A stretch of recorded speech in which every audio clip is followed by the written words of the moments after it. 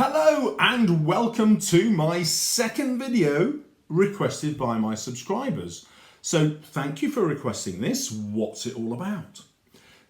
Loads of you want to know, what do you think about the state of education, Mr. Salles? Give us a rant. So this is a kind of a rant, but I want it to be reasoned. There are 8 problems with the education system. And that's quite a lot to take in. So I'm going to timestamp everything underneath so you can just go to the bits that you want. And at the end, I'm going to have a message for you which will encourage you not to despair and see that actually you can make education fun and worthwhile and work for you. So stick around or jump away in the timestamp. Right, what I'm going to tell you is not a criticism of your teachers. Teachers work amazingly hard. Amazingly, it's not really going to criticise the government, even though the government are getting loads of things wrong. They're getting these things wrong by putting in solutions for the right problems and the right reasons. Their hearts are in the right place. Amazingly, the exam boards are also making loads of mistakes by accident. They still want to help the students. But the big question is, how is it then that the government, the teachers, the exam boards all want the best for you, but they're still delivering a nightmare? And this is what I mean by the nightmare. You're probably in a school where Year 11 has been utterly obsessed with GCSE exams. You've probably had revision sessions offered at February half term, Easter and May half term. Many of you will no longer get study leave. Lots of schools have got rid of that and just brought you into school.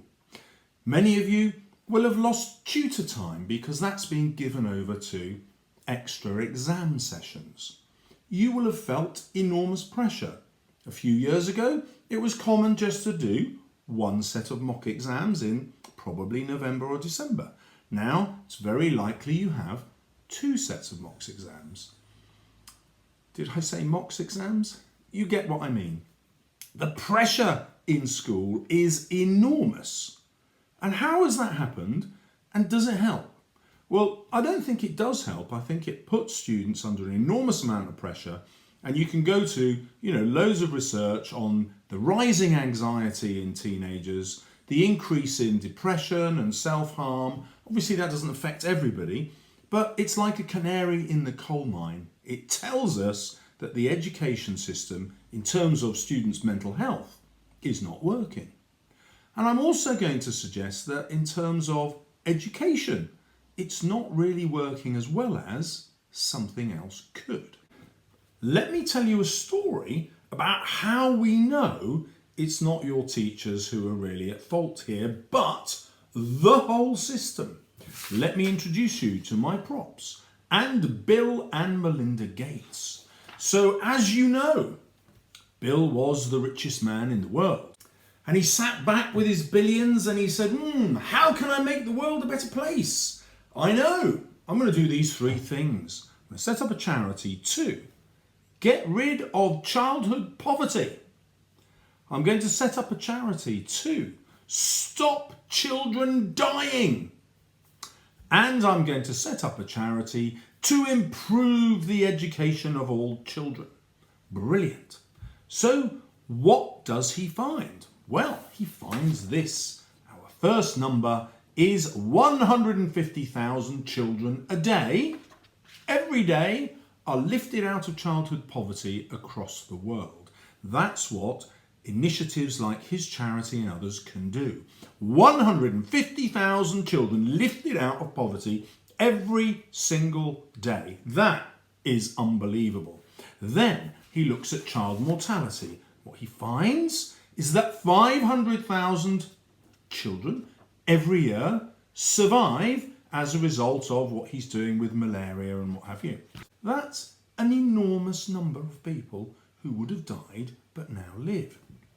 Great. So what does my naught represent? It represents the amount of difference he thinks he's had on educational progress. He's invested billions, but it's not making a difference. Why? Why is it so tough to change the way schools work?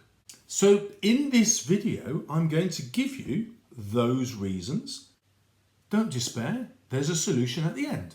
Let's start with problem number one. Problem number one is the exam system. What are the problems with the exams? Well, once upon a time, there was an education secretary called Michael Gove, who teachers love to hate. But he had one genius idea, and it was this. He said, for the exam system to work, we need to be able to trust what the exams are telling us. In order to trust what the exams are telling us, it would make sense if one exam board did all the English language papers, and then another exam board did all the English literature papers, and another exam board did all the physics papers, etc. Now, what would happen then is that one exam board could make sure that the difficulty of their questions was the same year on year. That would mean we'd have total trust in what the exam results were telling us. Well, the exam boards hated this because they'd lose loads of business, especially the big ones, AQA and Edexcel, who dominate the market, and it didn't come to fruition. So what happens? Well, instead you might have 5 different exam boards all competing to get schools' business. Well, how do they compete? Well, by making their exams more attractive. How do they do that? Well, they make it easier to pass. Or they introduce rules to the exam questions, which teachers really have to understand. So they then offer courses to help the teachers. They want to be helpful, and teachers go along and they find out how to fit the particular rules of each question. So what you get is a dumbing down of the exam system where the exams tend to get easier, and you also get this self-interest where the exam boards introduce bizarre rules into the questions, which aren't really about your subject knowledge at all, to make the questions a bit more difficult. Well, what that means is that students improve by getting better at the exam, but not better at the subject, which is the opposite of what an exam system should do. So the government cottoned on to that and said, well, we're going to have to make the exams much harder, so we'll just make the curriculum bigger. You'll have to study more, and so you won't know which bits are going to come up in the exam. You'll just have to know more. But what happens if the school doesn't have any extra time to teach your subject? What do? Well, they say English and maths and science, they're much more important than other stuff, so we'll make sure we increase the number of science, maths and English lessons you get, and we'll take away the other stuff. That doesn't make sense as an educational system. So what you're now experiencing is more exam papers than any generation before, with more content. You go through an exam period which is really a test of your stamina and resilience, your ability to keep going when papers go bad. Because with that many papers, if you're sitting 30 exam papers, the chances of 20 of those not being perfect the way you want are inevitable. You're going to come across loads of questions where you think, I can't do this, I've done really badly. Everyone will experience that. And consequently, you're in a constant state of anxiety, and you probably don't try your best in all the exam papers because in some of them you're not feeling it, you just think you're rubbish. And the exam system is therefore not testing what you actually know about the subject and how good you are at it. It's testing your ability to get through so many exams. It's also testing your ability to cope with these bizarre exam rules. So I'll give you some evidence to prove this. In the 2017 exams, the first time the new GCSEs came out for English language, obviously we had grade boundaries set. But students who did not get at least a grade 4 had to retake, and most people retook in November. Now bear in mind that those were in the bottom third in June of the population, and they were retaking in November. You wouldn't expect the grade boundaries to go up, because these aren't better students than the ones who took it in June. They're the worst third. But what happened? The grade boundaries went up. Well, there's only one way that can happen. It means those students got higher marks because they got better at the rules of the exam. What does that tell us? It tells us that the exam wasn't really a proper test of English language at all. It was, probably as much as 50%, a test of knowing the rules of the exam. Now that's bonkers. That's not a proper exam system. But that will be replicated in every single subject that you do. Problem number 2, 50% of students in our country go to university. So this tells us 2 things. One, that's too many. 50% of students don't need to go to university. I'm not saying that they're not able enough. I'm just saying it's actually not necessary. But what it means is the whole of the education system is now there to get students to university. So they're taught they've got to get amazing GCSE grades and then amazing A-level grades and then go to uni. But the other way of looking at that is to say, well, if 50% are going to go to university anyway, are GCSE grades that important? Well, they're not really, because 70% of you are going to get grade 4 and above, which means anyone who wants to go on to do A-levels is probably going to get the grades that they want, virtually. And then anyone who wants to go to university will probably get the A-level grades that they want to go to university. You don't need this massive stress on results. So if in schools we taught students that they should get amazing grades in the subjects that they're passionate about, that would completely change their relationships to exams. And after all, it's the subjects that you're passionate about that you're going to take for A-level. And then one of those you'll go on and do a degree course in. You know, that's an education system that would make sense. Some subjects you'd revise, but not that much. And others you'd just plough hours and hours into. Every teacher loves students who are passionate in their subject and would respond to that. So, why don't schools do that? Why don't they build your passion in a subject and make that the main reason that they're teaching? Well, that brings us to problem number 3, which is league tables and progress 8. League tables are a genius idea because they allow parents and students to see if one school performs better with pupils as another school. Now, originally they didn't do that. They just said, this is how many students in the school got these grades compared to that school where they got those grades.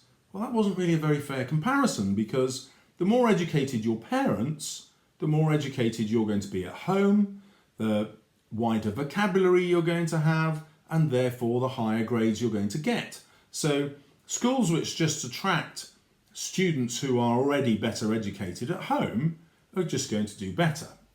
Well, that's not then a fair comparison. So the government very sensibly said, well, we've got to make these fairer, so we'll make it based on progress. But the way that we've got of measuring progress now, progress 8, doesn't do the job it was supposed to do. In fact, it does the opposite. A school's progress, in theory, matches how well students do. So this is how they were when they came in year 6, then they go through the years of school, and this is how they end up in year 11. They've made that much progress, well done. But remember, we don't have one exam board, and therefore we can't be confident in what the exams are telling us. For about 15 years, exam results were doing that. They were going up all the time. Students were getting better and better and much cleverer. But then suddenly we have the PISA test. These are international tests on reading, on science and on maths. And you're ranked in your country compared to how all the other countries in the world do in the same test. And what did we find? Well, the United Kingdom wasn't getting any better compared to other countries. There was no improvement at all in what our students could do in reading, maths and science compared to people internationally. Well, that told the government, it told everybody, that our improvements in exam results weren't improvements in what students could do. They were just changes in how the exams worked. They were giving us false information. The government's solution to that was to say, well, we know what all these students who've just taken the exams in year 11 got when they were in year 6. You know, let's say 70% of them were meeting expected standards. Well, that means that in year 11, whatever the exam results are in the actual questions, we're just going to say to the exam boards, you've got to make sure that 70% of them meet the expected standard. And that means 30% don't. So 30% are going to get below a grade 4 and 70% will get above. Whatever marks they get in the exam, we don't care how good they are on the paper, that's irrelevant. We're just going to say 70% get 4 and above, and like say 18% get 7 and above, and that's just going to be a rule no matter how the students do in the exam. So the exams don't actually measure what you can do. Now, let me just show you why that is so dumb. Imagine going for a driving test, getting like 1 minor, you pass nearly everything, and you're feeling great, and the examiner says, oh yeah, you got 1 minor. Brilliant! Do I get my driving licence? No. Unfortunately, 70% of people who took the test today have already passed, and therefore I can't pass you, you've got to take it again. You go, what? And then the next day, somebody else takes the exam, 3 minors, 4 minors, 6 minors, oh God, I failed. And the driving instructor says, no, only 69% of people have passed today, you get to be a driver. Now that's not how it works, is it? You can either do it or you can't. And that's what the exam system should be like. But instead, you're tied to how well your year group did when they were in year 6. Now I won't go into all the reasons why that's wrong, but I'll tell you what it means for Progress 8. The government takes 100% of schools, represented by my 10 fingers, and they say, right, the school in the middle, so they're going to be ranked as a 0. They haven't got value plus and they haven't got value minus. They are neutral, 0. If your school did better than the students in that one, then you're going to be Progress 8 plus. You're going to have value plus. And if you did worse, you're going to be value minus. It means you've set up a system where 50% of schools are going to be above average, 50% of schools are going to be below. Regardless of how well the students do in any of those schools, you're just going to tell 50% of schools you're not good enough. Worse than that, unless you're in the top 20% of schools, you're panicking about being in the bottom 50%. So those in the next 30%, the 50% to the 80%, are panicking. They're thinking, my results could go down next year and my school will really suffer. So what's the problem with creating this system where 50% of schools are told they're failing?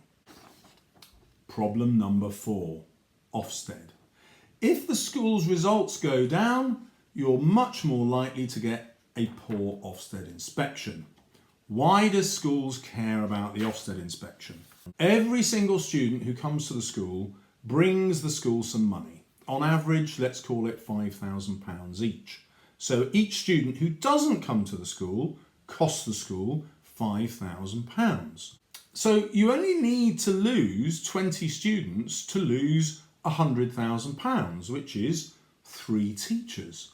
So you can see that head teachers absolutely panic about an Ofsted grading because they'll lose loads of money and they'll end up having to sack staff, make them redundant. So head teachers are panicking about Ofsted. Now, that's not Ofsted's fault. Ofsted try to be really fair in the way that they inspect schools, but what happens is head teachers try to guess what Ofsted want. And so they introduce lots of stuff that's not necessarily beneficial to the students or definitely not beneficial to the teachers, but they do it because they think that's what Ofsted will like. It's why teachers won't have time to plan awesome lessons for you all the time because they're in meetings nearly every day. Because head teachers want to do everything possible to move up the league table and to satisfy Ofsted. And they take their eye off what really matters, which is delivering you a brilliant education. I'm exaggerating slightly for effect there because head teachers want to do both, obviously, but they're under pressure most to satisfy Ofsted. Problem number 5, multi-academy trusts and governors. In one of Gobe's very bad ideas, he wanted to get rid of the influence of local authorities and he wanted to give head teachers control. Now that sounds like a really wonderful thing to do, but I've already explained to you why head teachers do not feel in control. They've got the pressures of league tables and Ofsted and the kinds of students who come to their school. So head teachers are not really very much in control at all. Yes, they make lots and lots of decisions, but they're not necessarily decisions they want to make. They're dealing with a system which makes their life very tough indeed. So the head isn't necessarily their own boss. They don't have this independence to do what they want. Worse than that, every single school in this country has got a governing body. Now, governors are made up of really good people who want to help the school, but they're just Joe Public. They're just people off the street. They don't necessarily know about running a school. In fact, it's almost inevitable that they won't. Well, the problem there is that they are actually the head teacher's employer.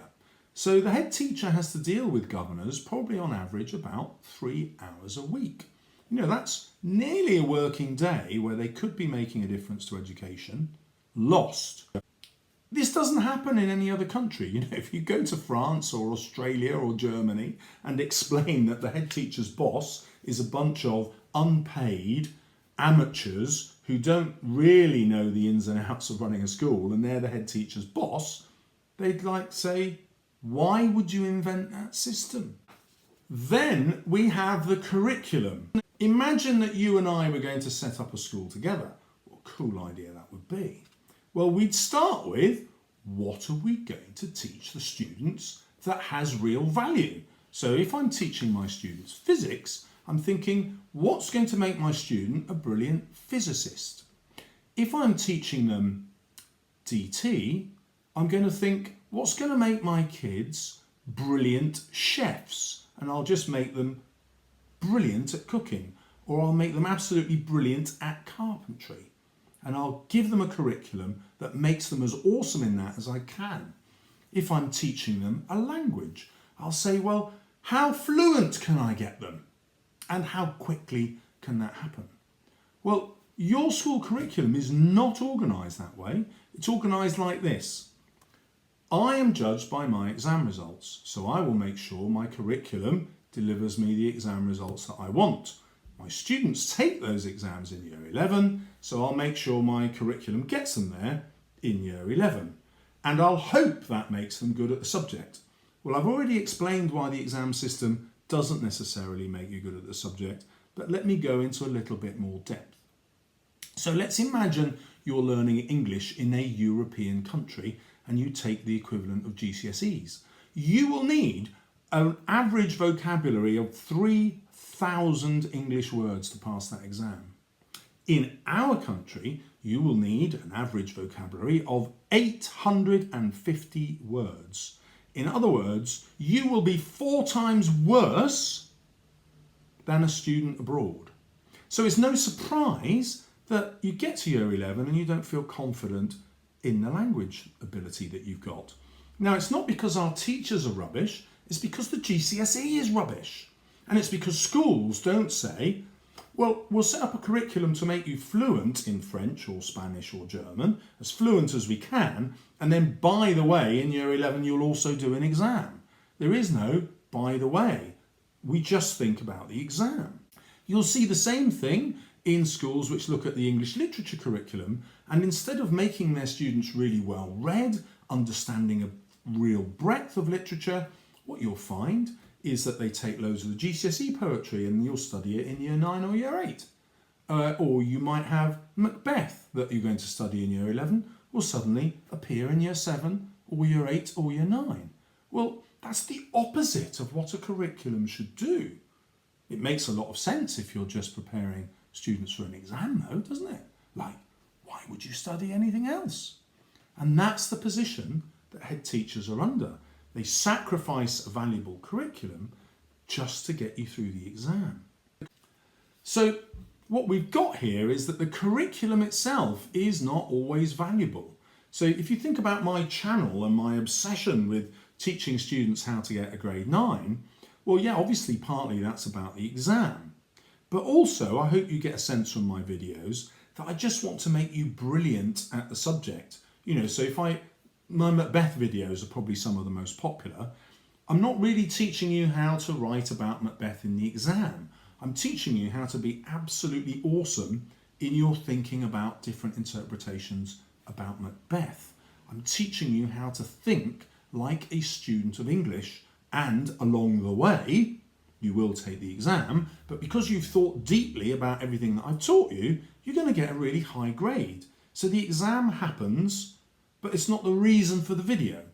I do accept that for many of you it's the reason for watching the video, which is why I put the grade 9 in it. But if you think about it, if I was just aiming at exam results, I'd make loads of videos on how to get grade 5, 6 and 7, because that's what most people in the country are going to get, and therefore that's where my viewers were going to be. But I don't do that because that would put me in the same position as these poor head teachers I'm telling you about. And I don't have to do that because there's no Ofsted for my channel. And I don't need to make a massive living from it, though obviously I'd like to let the adverts run. I get money that way. Thank you very much. Right, problem number 7. Cognitive science is ignored. Well, what is cognitive science? This is the study of how the brain learns. Not the brain in England, not the brain in Ghana, the brain universally. Human beings learn this way.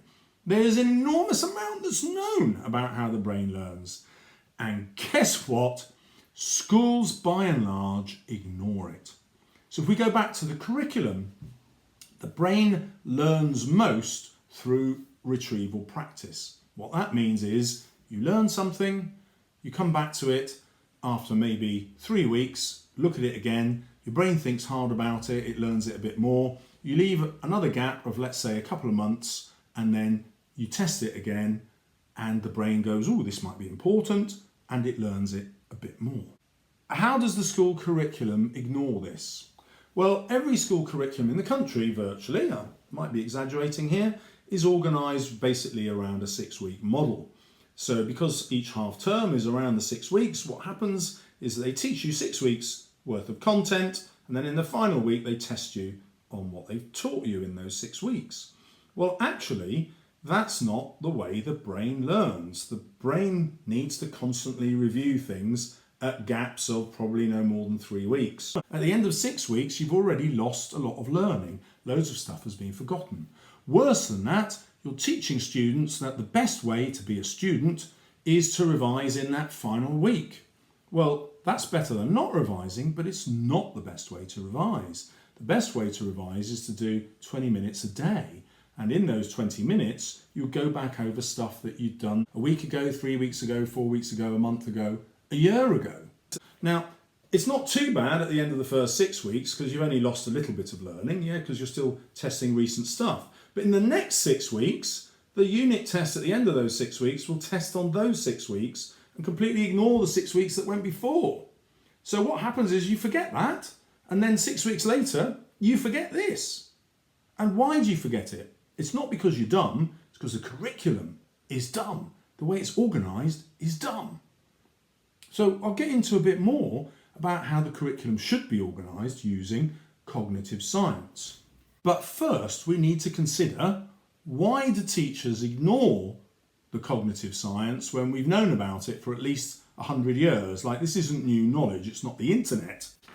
This is the reason: teacher training and research. So teacher training institutions ignore educational research by and large. So they don't train new teachers on cognitive science at all, the science of learning. Instead, they teach mainly through discussion. Now, I know this because my daughter's just trained as a teacher, and she's gone to the top provider in the country, according to Ofsted, Bristol University, #1 ranked teacher training course in the country. And I warned her when she went, I said, Jess, the teacher training you're going to get is going to be useless to you.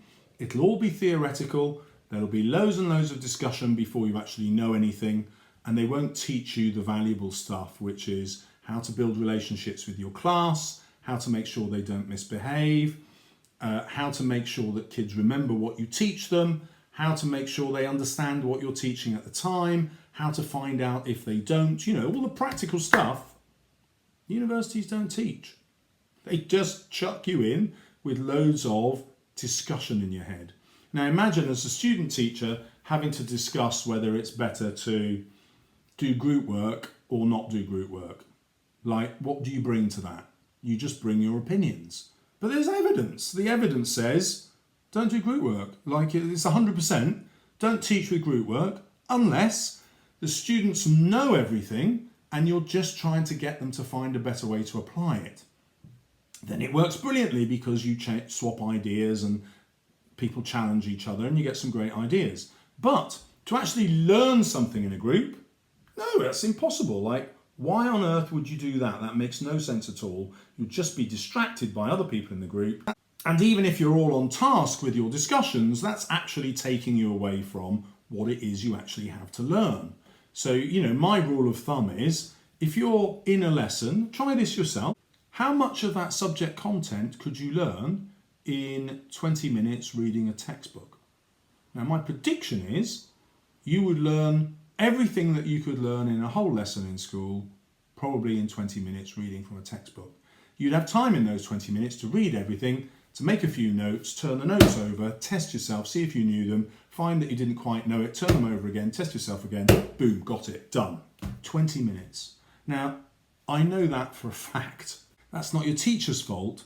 It's the way that schools are organised with 28, 30 people in a classroom. But in teacher training, teachers are taught that the best way to teach students is to engage them. Do something really interesting in the first 10 minutes of the lesson. Make your lessons memorable. Do lots of discussion and group work. Make it interactive, yada, yada, yada, yada. Lovely, but it does the opposite of helping students learn. Let me show you why. This is what the cognitive science says works. Spaced learning, interleaving, retrieval practice, and dual coding. I will explain these to you to show you how you can learn, because this introduces you to the solutions to the mad world that you live in called schools. Because if you know about this stuff, you can suddenly make your lessons much more memorable and you have to revise less, with less anxiety, less stress, but you will know more. So here we go, spaced learning. This was discovered by a man called Ebbinghaus, and what he discovered was the brain needs to forget. In fact, the brain is a forgetting machine. It would cease to function if you could remember everything you saw and heard every day. You'd just be completely overwhelmed. It would crash. So the brain is designed to forget stuff. It's not because you're stupid, it's because that's how brains work. However, if you have to think of something again, your brain goes, oops, I shouldn't have forgotten that bit. I will make a stronger neural pathway and I'll make sure I remember that a bit better. Now, if you get tested on that again in a couple of days' time, the memory's still there. The neural pathway does not have to get any bigger. So what you want to do is increase the gap to start the forgetting to happen, so the brain starts to forget it again. Boom! They get tested again and the brain goes, oh, blimey, this must be important. I'll build a bigger neural pathway and I'll make sure I remember this. So the key to memory is spaced learning and retrieval practice. Now, retrieval practice just means I have to think hard about that bit of information again. And you could do that in lessons all the time. The first 10 minutes of your lesson could be mini little quizzes about things that you learnt last week, 3 weeks ago, last month, 6 months ago. Easy. At the end of school, what should you do? Well, you should go home, get out your books, turn them over, test yourself to see if you can remember stuff, look at your books. Oh, I didn't remember that.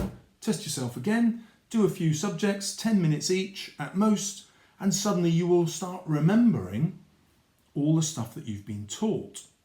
At the weekend, you'll go back over stuff that you did a few weeks ago, just for a few minutes. And what will happen is you will just remember more. Now, when you get to the exam period and everyone starts revising sort of the end of April and sort of May, you'll be much more chilled because you'll just know loads of stuff because you've spent so many years just dipping back in, practicing retrieval practice. Now, obviously most students don't want to do that, especially when they're younger, so schools could easily get around that with their homework schedule. So let's imagine I'm a head of department, I'm going to be the head of French, and I could decide I want you to remember the stuff that I've taught you, that would be cool. So I could just set you a couple of quizzes to do every week. where you went over the vocabulary and the sentences and the verbs that I taught, not just that week, but a week before and 3 weeks before that and a few months before that. And I could plan all 39 weeks from the beginning of September, and I could make sure that in those 39 weeks, I haven't got 39 fingers, but you did these tests in that week and then these tests in this week, and in this week you repeated some from earlier and so on. And I could work out when you repeated the earlier ones so that you would always be thinking hard at exactly the right time when you were starting to forget, which would be in these bigger gaps. But schools don't do that.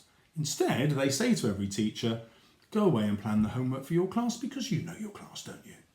And that's the wrong way to think about learning, because the brain is the same whatever the class is. It doesn't matter if it's top set or if it's bottom set. Memory works in exactly the same way. So in terms of remembering stuff, they should have the same homework. They should have the same quizzes. Probably if your school did that, every student would just know more.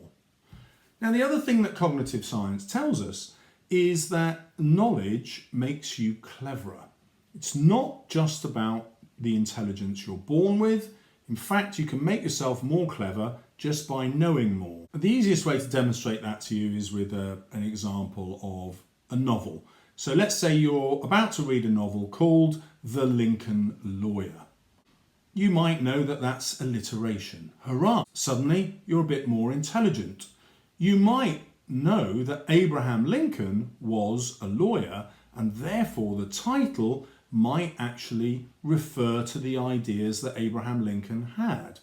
But if you don't know what those ideas are, you're not intelligent enough yet.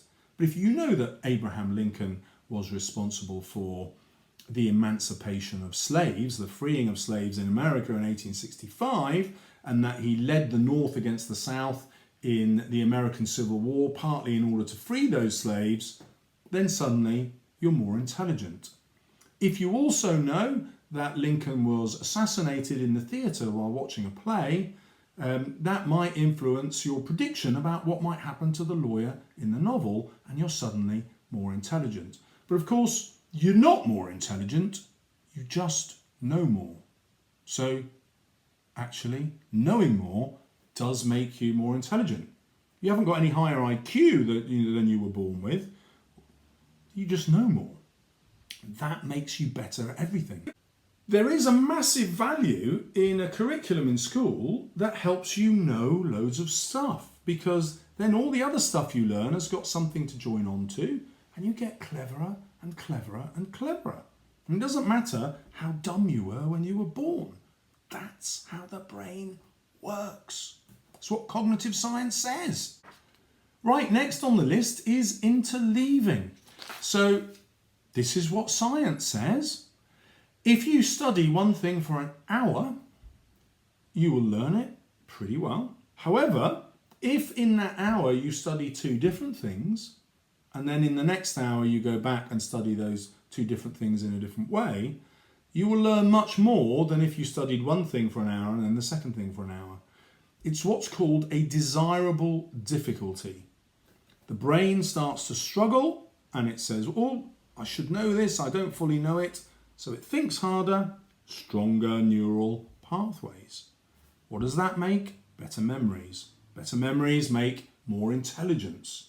So interleaving subjects would be really cool. So let's imagine you've got double science. It would be crazy to have double physics. What you'd want is a bit of physics and a bit of chemistry, where your brain is suddenly having to switch. Or you might have half the lesson on physics, half the lesson on chemistry, and the next half the lesson on the next lesson is physics and the other half is chemistry.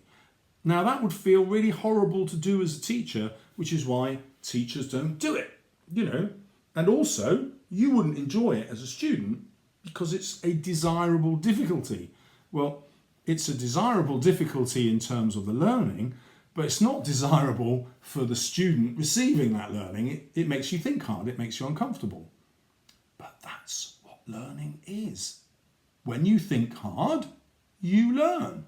Here's another way that science lessons will completely mess with cognitive science. You've probably done a science experiment every week since you've been in secondary school, definitely once every 2 weeks. Now, science teachers do that because proper scientists do experiments. And so they assume that this will engage you and you'll suddenly learn loads of science. Well, why doesn't it work? Well, it doesn't work because you're not thinking hard about the science. First, you've got a method which has probably got about 8 steps in, which you can't remember. So the teacher's probably given you a sheet to follow. So you're not having to think hard about the method. You've probably got a partner or 2 partners and you have to worry about what they're doing. Are they at the right stage as you are? Who's recording the results? What are the timings like? You're not thinking about the science. So yeah, you will have thought hard even if you work hard. The chances are you would have had a bit of a chit chat about Love Island. You would have had a nose about what other people were doing in their experiments. You would have had a bit of a laugh with somebody else. Not learning. And it's because your teachers have given you too many practicals, and those practicals haven't been set up in a way to make you learn. Instead, if the teacher just had all the equipment in front of them on their sciencey desk, gathered you all around and said, right, I'm going to do a science test to find out blah-de-blah, talk to a partner, 30 seconds, what equipment will I need to use?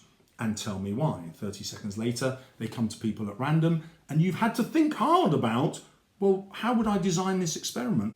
What equipment will I need? And what variables will I need to consider? How will I make it a true test? All that stuff that's thinking like a scientist will only happen if the teacher doesn't send you off to do the flipping practical. It will only happen if the teacher does the practical, constantly questioning you to make you think hard about what's next.